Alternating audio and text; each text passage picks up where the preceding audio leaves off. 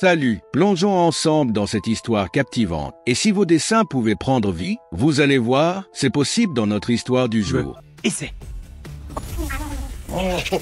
C'est une spider-mouche. Ça, c'est très original. Et c'est monstrueux.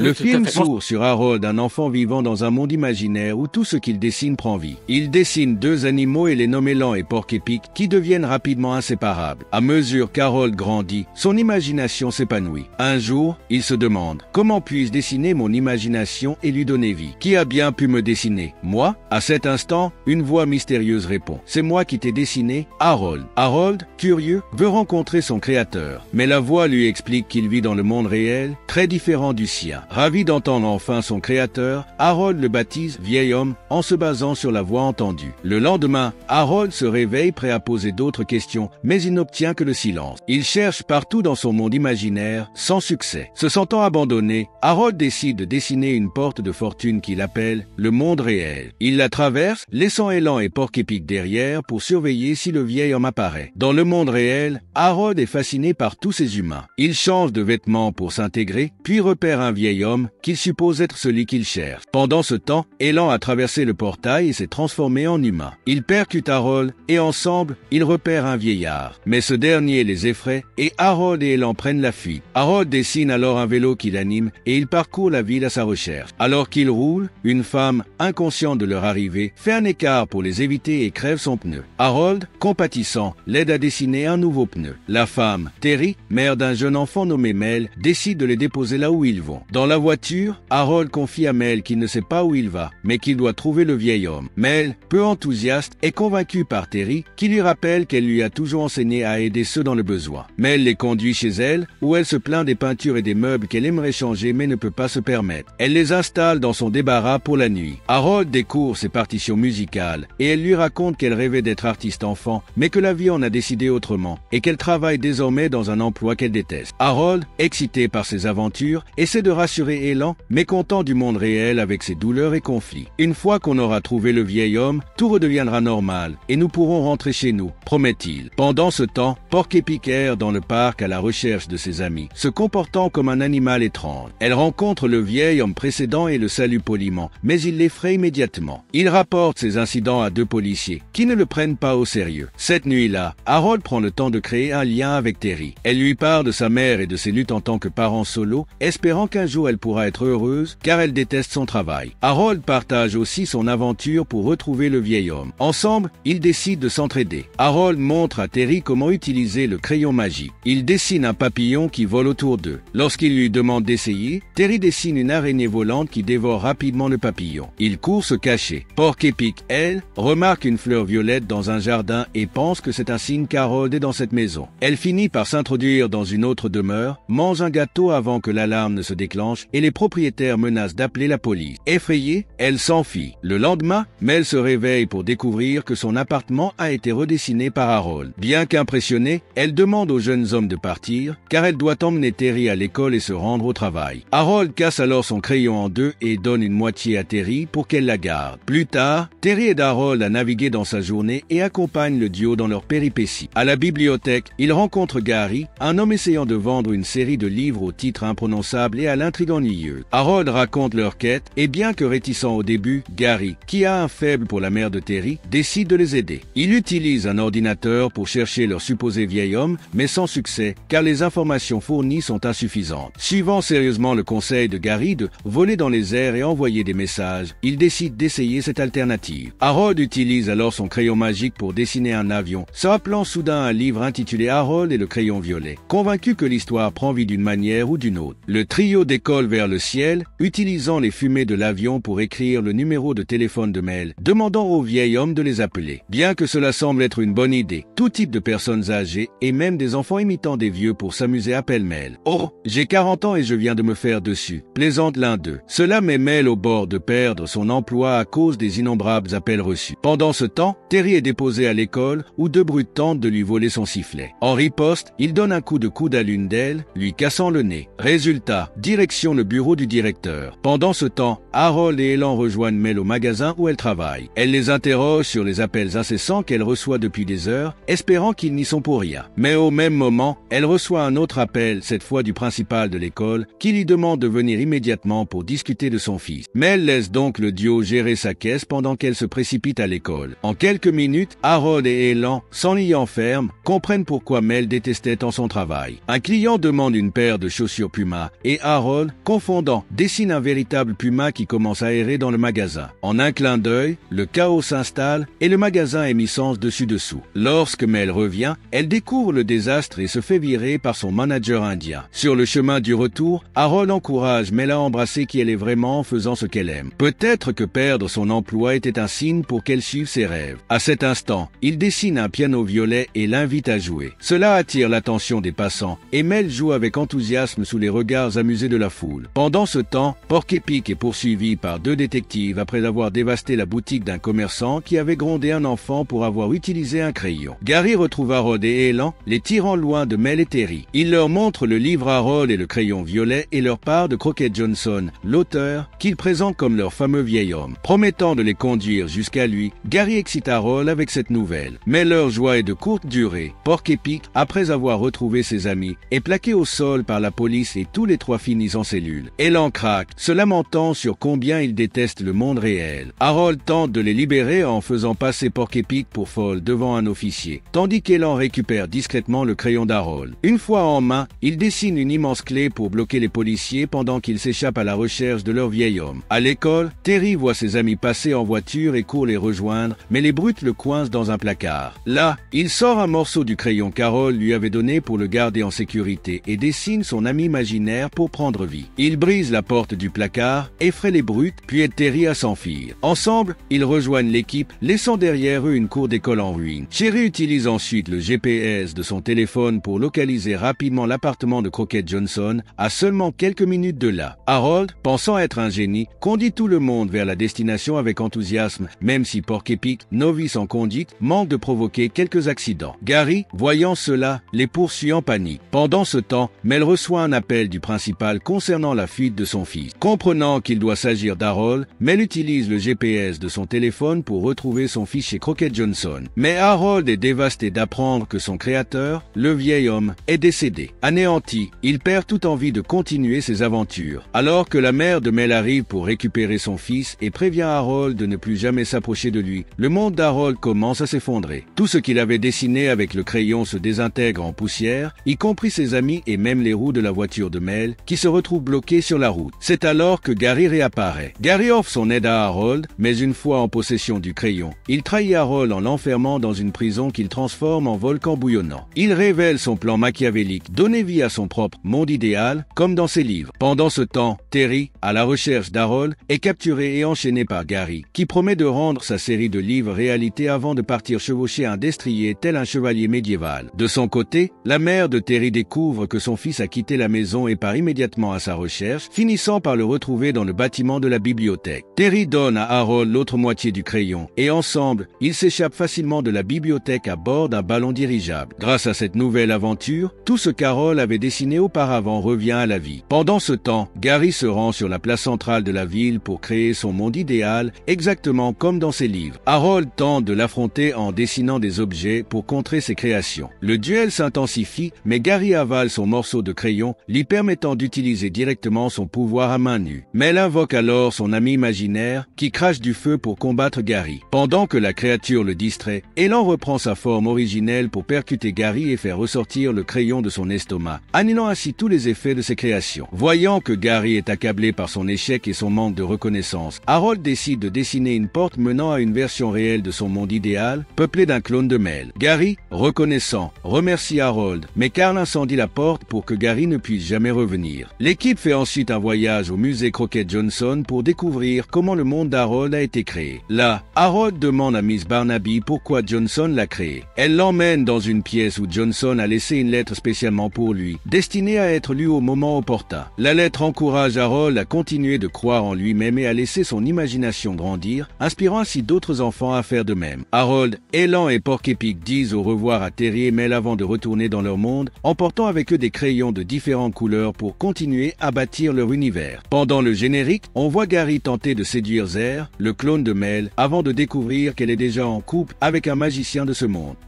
Merci d'avoir suivi cette aventure. N'oubliez pas de vous abonner pour plus de vidéos.